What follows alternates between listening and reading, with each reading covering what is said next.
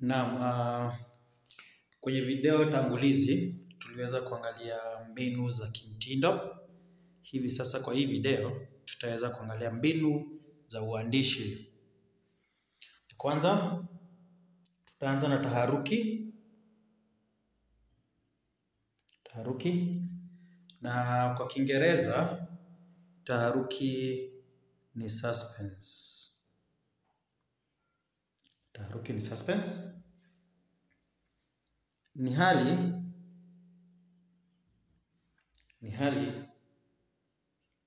ya kusisimshwa. Ni hali ya kusisimshwa kwa hadhira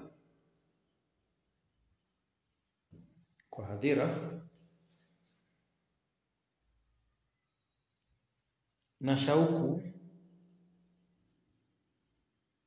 ya kutaka kujua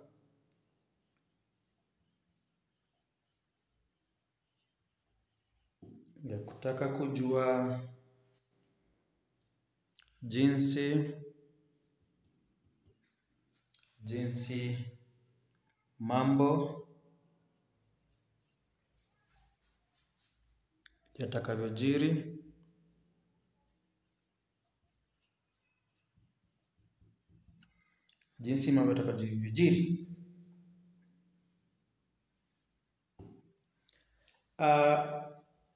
suspense.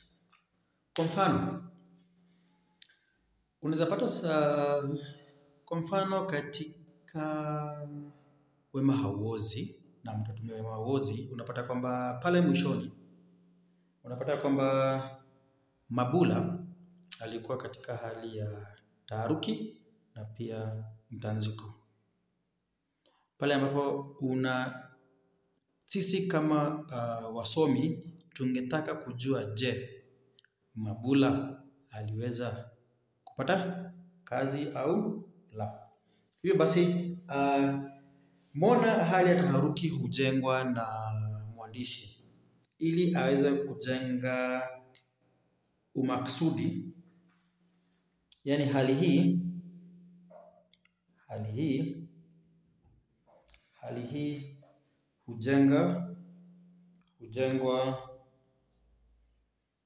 hii hujengwa kimaksudi. Hali hii hujengwa kimaksudi ili msomaji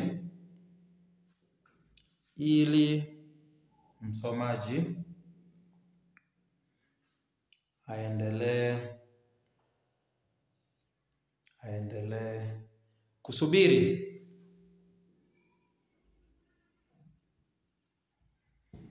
Kwa hivyo mwandishi wa kitabu cha Wema Hauozi, Daktari Timothy Arege, alituacha kwa mbinu ya taharuki pale ambapo tunasubiri bado tuweze kujua kama ilhali Mabula aliweza kupata kazi au la.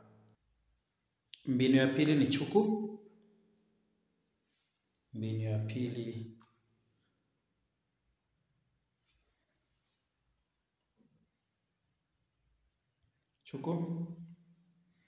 Chuku kwa Kiingereza tutaita exaggeration.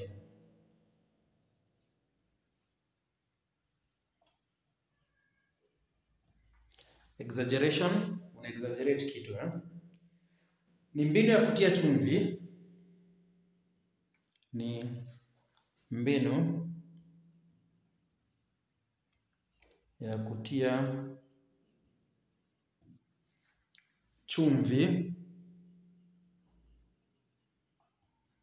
Mbinu ya kutia chumvi jambo fulani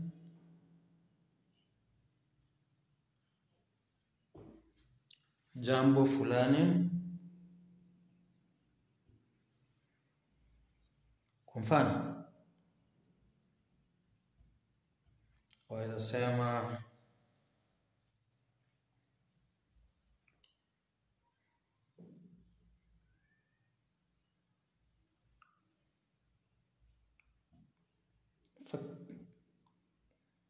tunaweza tumia mfano nani? Mwalimu. Mwalimu ni mrefu mithili ya mlingoti.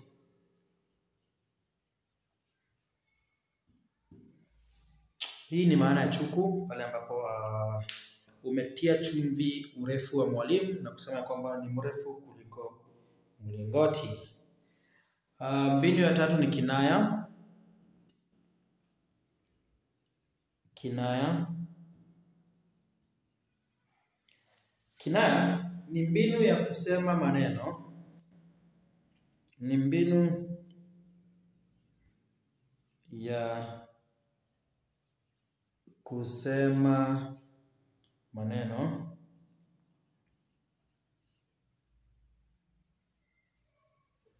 ambayo maana yake ni kinyume. Mbinu ya kusema maneno ambayo maana yake ni kinyume. Kwa mfano,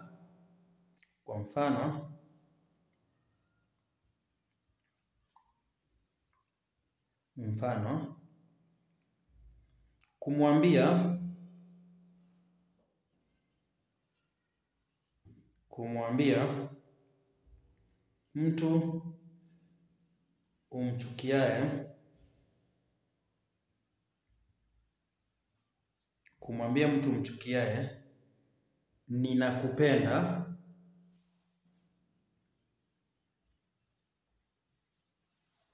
kumwambia mtu umchukiaye ninakupenda,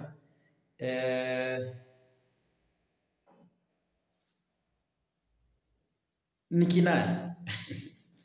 Ni mbinu ya kusema kinyume cha matarajio. Unamwambia unampenda na ni kinyume. Kinaya tunaweza ita irony. Kinaya kwa Kiingereza ni it's ironical. Ni irony.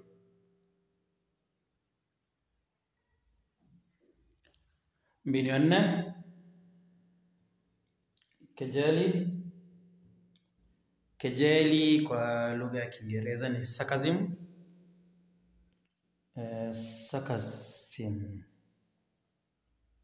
Sarcasm ni mbinu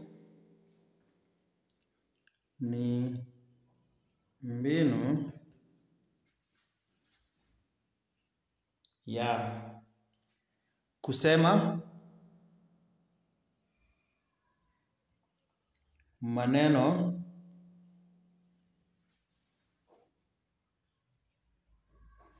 yenye maana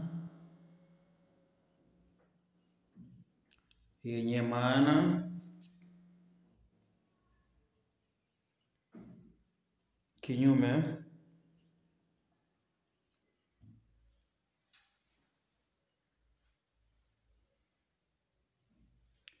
na hali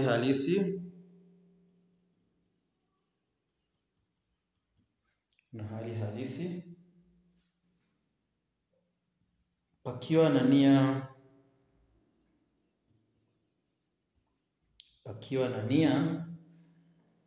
ya kumuudhi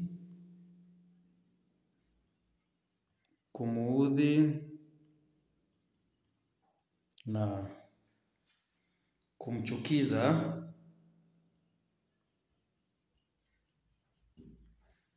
mtu fulani.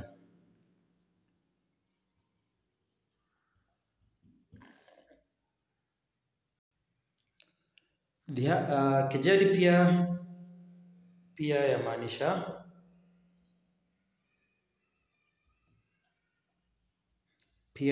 dhihaka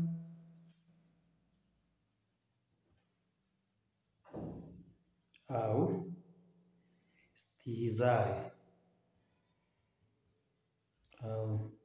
stihizai Mfano wa neno la kejeli naweza tumia mwalimu Victor. Victor ndiye anayetoa habari leo. Tuseme hotuba leo. Victor ndiye anayetoa hotuba leo. Itabidi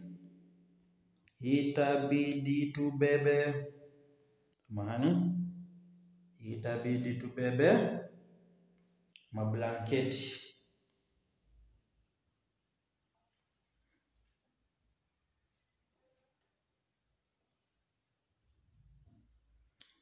Itabidi tumenunua nini? Tumebeba blanketi.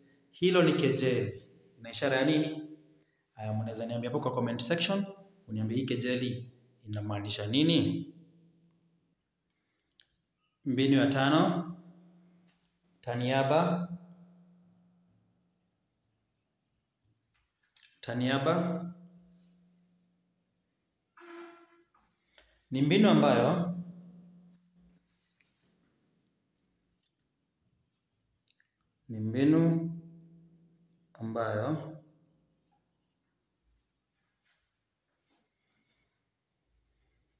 jina la mtu binafsi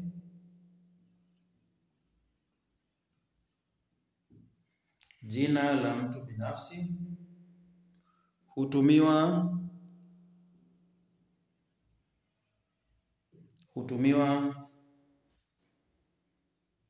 kwa watu wengine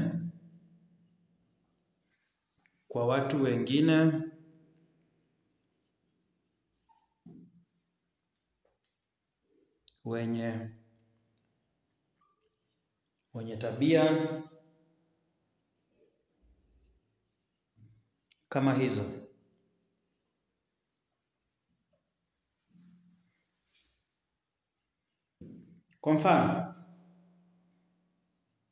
Kwa mfano tutumie rais wetu aliyestaafu Mzee Uhuru Kenyatta. Tuseme Uhuru wa Marekani. Uhuru wa Marekani huitwa Barack Obama.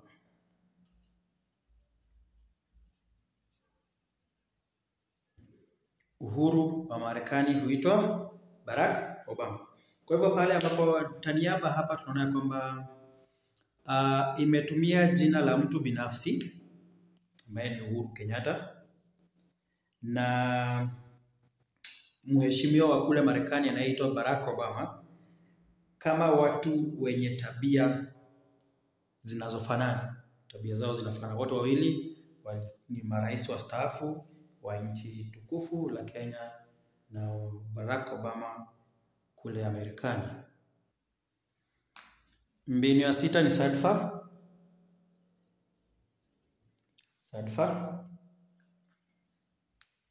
Sadfa coincidence.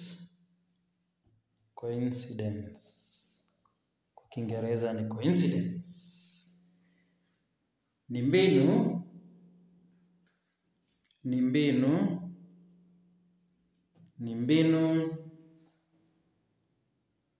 ya kugongana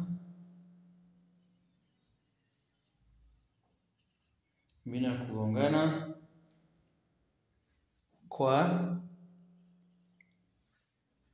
vitendo viwili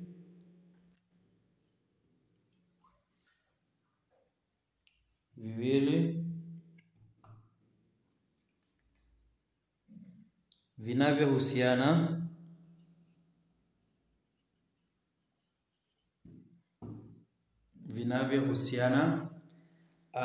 kana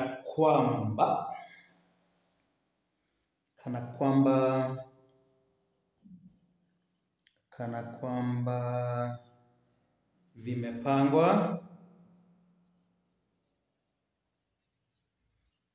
kana kwamba vimepangwa japo havikuwa vimepangwa. Havikuwa vimepangwa.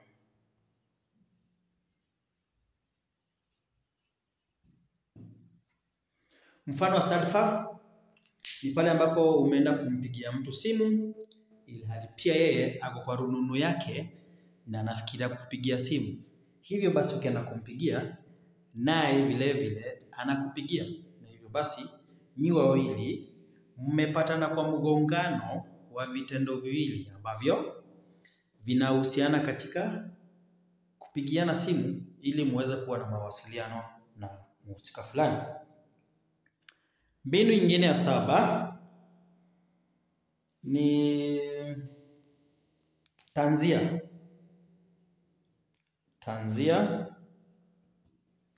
Tanzia ni mbinu ambayo mwandishi huitumia ambayo mhusika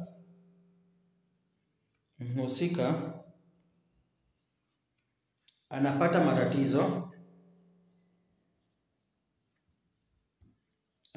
matatizo makubwa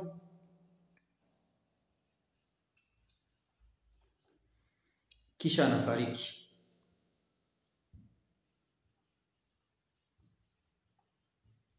Anapata matatizo makubwa kisha anafariki. Hiyo mbinu yaitwa tanzia. Mbinu ya 8 kisengere nyuma. Kisengere nyuma au mbinu rejeshi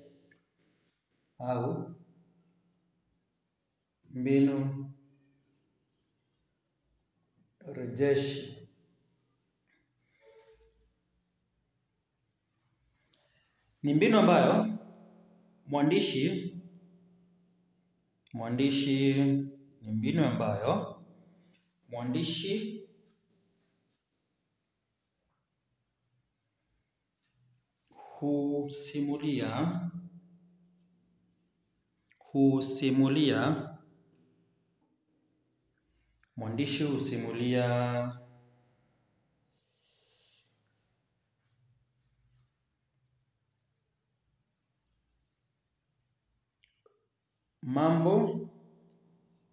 husimulia mambo yaliyopitwa na wakati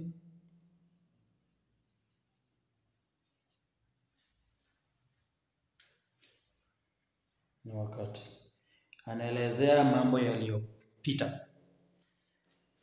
Na kama kuna kisengere nyuma, mambo ambayo yatakuwa siku za usoni ni kisengere mbele. Kisengere mbele. Kisengere mbele ni kusimulia jinsi mambo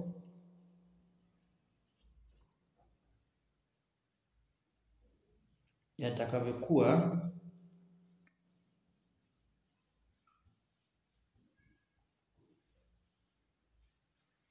siku za usoni.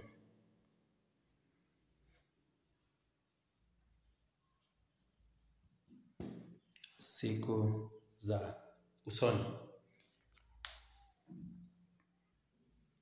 Mbinu ya 10 ndoto. Ndoto ni ile hali ambayo mwandishi anaandika tu jinsi ambavyo mhusika alilala na kuanza fikra za akiwa amelala. Okay. 11 tunapata litifati. Litifati.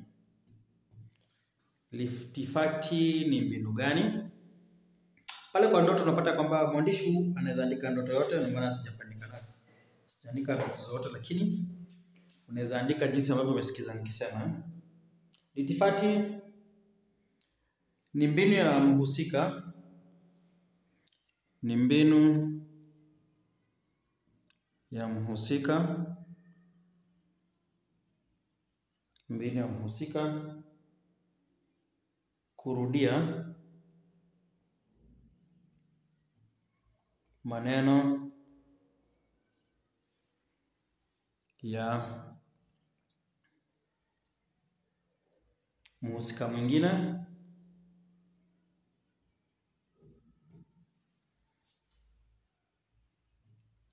mwingine moja kwa moja.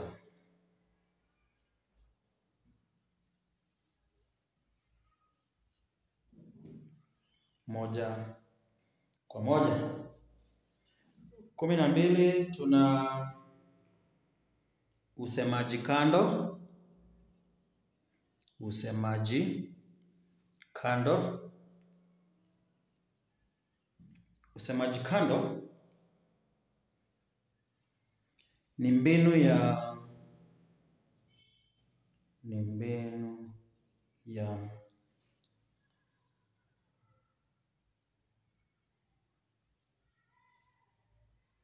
mhusika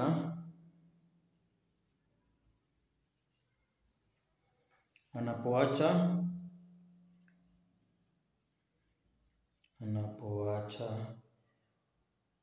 kuzungumzia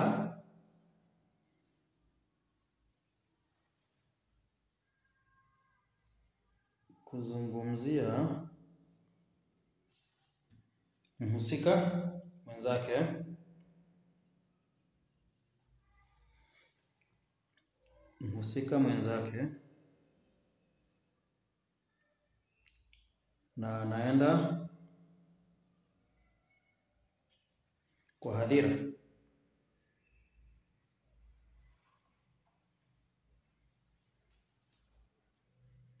Hili tu hufanyika tu kwa tamthilia, pale ambapo unaacha hadhira yako, unaacha mhusika unayezungumza naye, unaenda kwa hadhira, pengine kuwanong'onezea kitu ama kuwahusisha. 13 kijembe ni matumizi ya mafumbo, ni matumizi ya mafumbo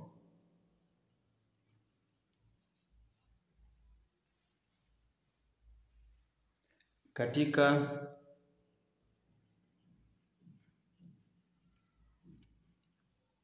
kumpa mtu mjumbe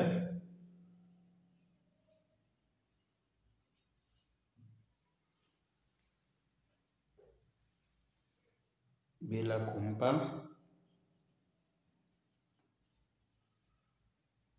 uwazi.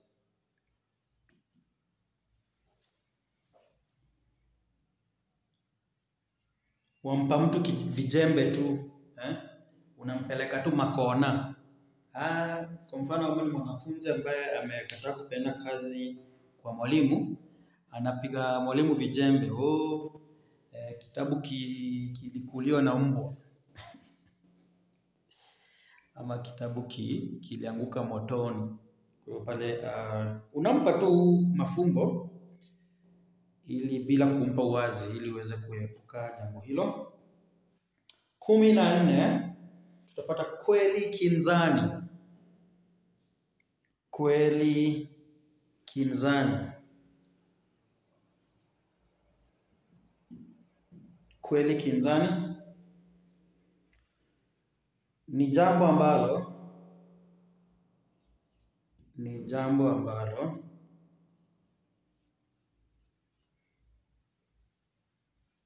mwanzo halionekani kama ukweli,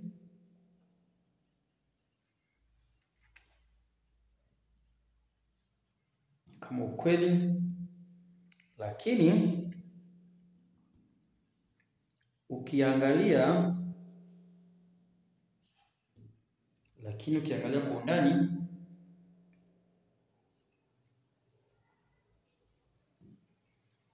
kuna ukweli fulani.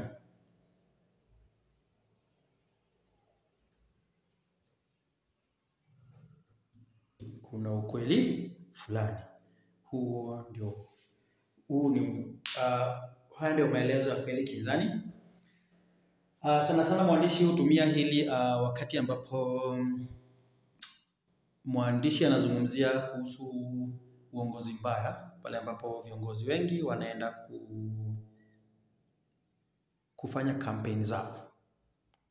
Hivyo basi jambo fulani ambalo mheshimiwa fulani tulisema mwanzoni halionekani kama la ukweli, lakini wanaweza sikia kwamba mheshimiwa fulani alichukua pesa fulani. Mwanzoni halionekani kama la ukweli, lakini kwa umbali ndani kuna ka ukweli fulani. Hiyo mbinu ndio huitwa kweli kinzani. Na mwisho kabisa, usambamba. Usambamba ni mbinu ya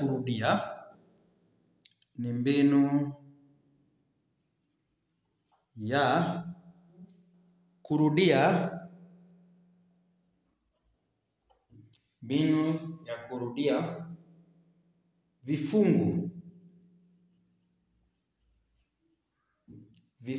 vihususi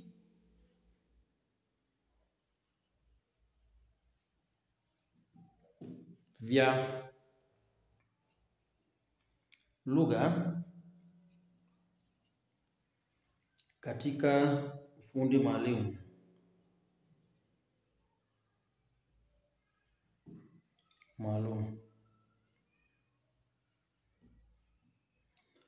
Kwa mfano,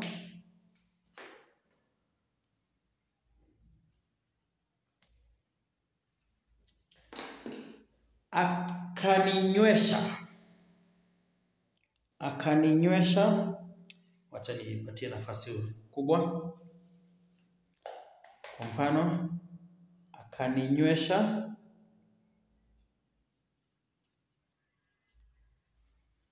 vya kunyweshwa.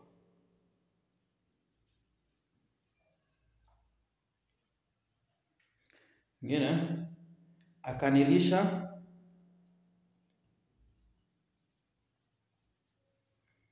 vya kulishwa.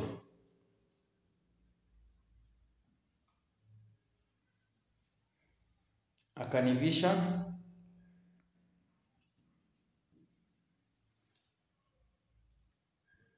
vya kuvishwa.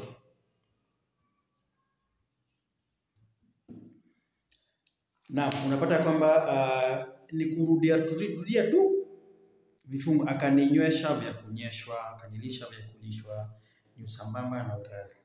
Hivyo basi tumeweza kumaliza mbinu za kimtindo na mbinu za uandishi. Hivyo basi angalia video yangu ya pili ili uweze kujionea kuhusu wahusika, aina za wahusika na jinsi ya kutambua sifa za wahusika katika kazi ya kifasihi.